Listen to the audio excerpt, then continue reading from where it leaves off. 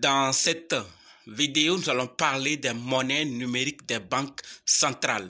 Leur arrivée, leur existence est une menace ou avantageuse pour le Bitcoin et les crypto-monnaies ou pas. Nous allons en parler. Donc, si vous êtes intéressé à en savoir plus et surtout de ce que pense le CEO, le PDG de Binance, alors continuez. OK?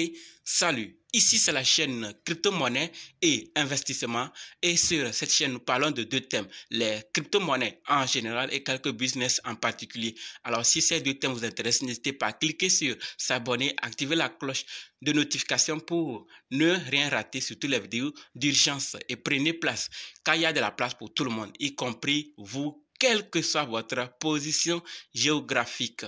Mille merci à tous ceux qui sont déjà abonnés, qui me laissent des commentaires et qui partagent mes vidéos. Grâce à vous, on a plus de 6500 abonnés et je vous dis extrêmement merci du soutien. Allons dans le but. Mais oui, vous n'avez pas cliqué sur abonner. Oui, c'est vous, c'est fait. Ok, c'est parti.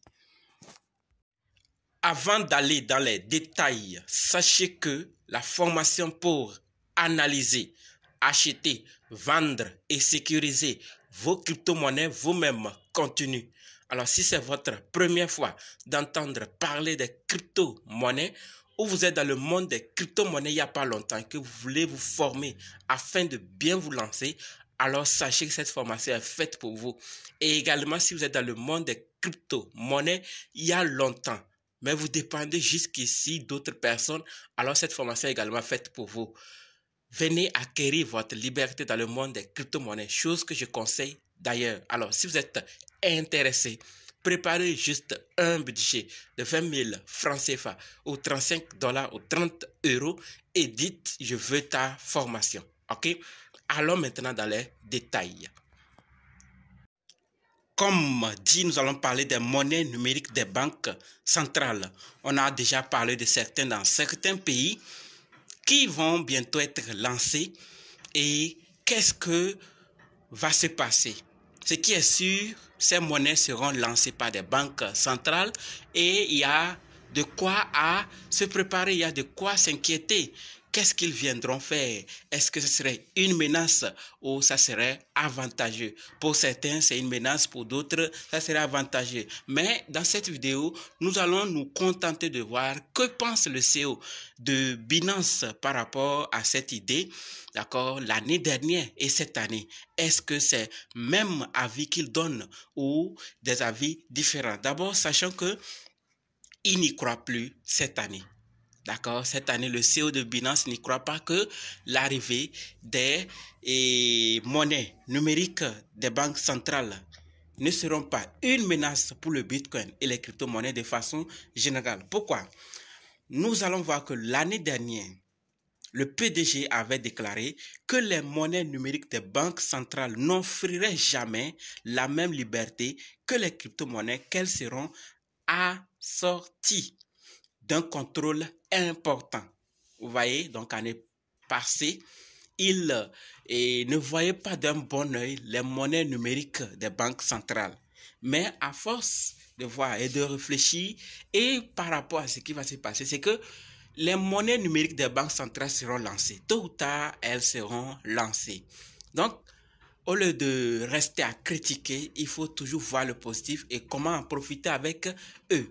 Le CEO de Binance l'a dit l'année dernière, mais nous constatons que cette année, le 2 novembre 2022, c'est-à-dire quelques jours passés, lors du Web Summit, le sommet du web, qui s'est tenu le 2 novembre à Lisbonne, au Portugal, le CEO de Binance a tenu un discours plus lésé sur les monnaies numérique des banques centrales, d'accord, comparé aux allocutions passées sur le sujet. Vous voyez, donc à cette année, lors de ce sommet, il évoque les avantages d'une monnaie numérique des banques centrales pour l'industrie des cryptos, d'accord, puisque pour lui, cela permettra de valider et de renforcer la confiance des personnes envers la blockchain.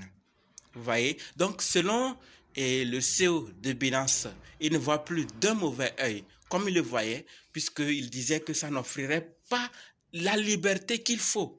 d'accord, dans les crypto-monnaies. Ils viendront mettre des règles, des principes, mais cette année, ils trouvent des avantages. Donc, il y a de quoi à se demander. Qu'est-ce que vous pensez de ces monnaies numériques centrales, des banques centrales, lorsqu'elles seront lancées dans un pays, dans l'autre, et voire dans le monde entier? Est-ce qu'ils seront une menace ou ils seront avantageux? Parce que, et je tiens à vous informer qu'il y a plusieurs qui sont tellement accrochés aux lois, d'accord, de sorte que s'ils ne voient pas l'intervention de ces banques centrales ou l'intervention des lois ou pas de réglementation, certains ne s'y mettent pas. Et vous voyez que d'autres sont encore réticents. Alors l'arrivée de CNBC et MNBC, c'est-à-dire monnaie numérique des banques centrales, pourra augmenter, valider et renforcer, comme le dit le CEO, la confiance de ceux qui sont réticents, d'accord, par rapport aux crypto-monnaies. Certains, jusqu'à aujourd'hui, croient, d'autres n'ont même pas encore entendu, d'autres ont entendu mais disent que c'est de l'arnaque suite à ce qu'ils ont vécu par rapport aux choses sur Internet et de façon générale en ligne.